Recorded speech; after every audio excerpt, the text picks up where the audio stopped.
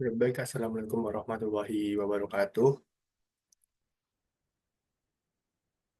Perkenalkan, nama saya Aksal Rayhan Gifari dengan NIM 240104009 dari Prodi Bimbingan dan Konseling. Di sini saya akan menjawab 4 pertanyaan dari tugas pendidikan konservasi.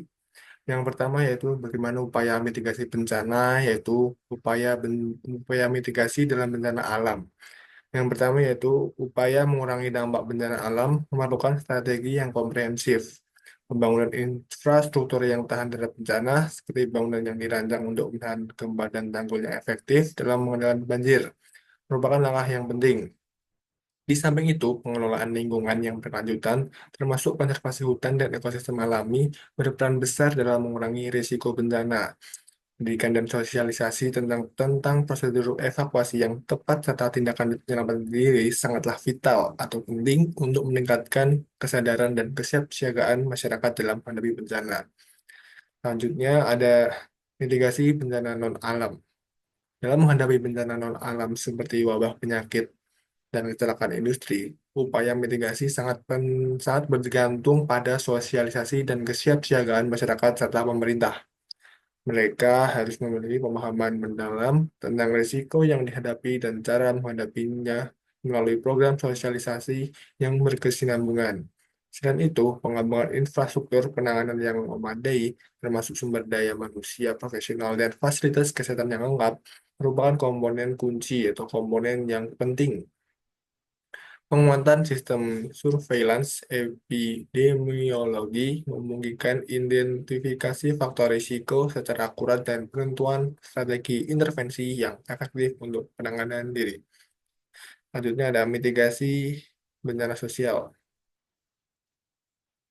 Bencana sosial seperti konflik sosial dan kerusuhan membutuhkan peningkatan kesadaran sosial dan kebijakan yang mempromosikan integrasi sosial, meningkatkan kesadaran masyarakat tentang nilai harmoni sosial dan strategi untuk mencegah konflik sangat penting. Penguatan lembaga sosial seperti komunitas dan organisasi masyarakat sipil memainkan peran penting dalam memfasilitasi dialog dan penyelesaian konflik secara damai. Yang selanjutnya ada tantangan yang dihadapi dalam implementasi pendidikan kebencanaan di Indonesia. Yang pertama yaitu tantangan utama. Implementasi pendidikan kebencanaan di Indonesia menghadapi beberapa tantangan, seperti kurikulum pendidikan dan belum terintegrasi secara menyeluruh, sehingga implementasinya tidak konsisten dan sering dianggap tidak penting. Keterbatasan sumber daya seperti fasilitas dan dana, serta kurangnya pengetahuan guru dan partisipasi masyarakat juga menjadi hambatan yang signifikan.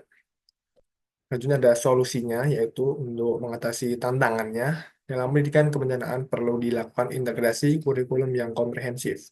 Pemerintah harus memperkuat integrasi pendidikan kebencanaan dalam kurikulum nasional dengan masukkan materi ke dalam mata pelajaran yang relevan. Pelatihan guru secara berkelanjutan juga sangat penting untuk meningkatkan kemampuan mereka. Selain itu, peningkatan sumber daya melalui kerjasama dengan lembaga dan masyarakat, serta sosialisasi luas kepada masyarakat tentang pentingnya pendidikan kebencanaan sangat diperlukan. Dengan teknologi dapat dimanfaatkan untuk meningkatkan kesadaran dan partisipasi masyarakat. Dengan demikian, pendidikan kebencanaan dapat menjadi lebih efektif dalam mengurangi risiko bencana di Indonesia. Adapun soal yang ketiga, kearifan lokal sebagai alternatif mengurangi risiko bencana. Contohnya yaitu ada di Sumatera Barat, Minangkabau, Rumah Gadang, atau Rumah Adat Khas Minangkabau menunjukkan contoh kearifan lokal dalam menghadapi bencana alam seperti gempa bumi. Di dalam struktur rumah Minangkabau ini tidak menggunakan paku dalam konstruksinya. Rumah ini dapat bergerak mengikuti getaran gempa, sehingga mengurangi risiko kerusakan struktural.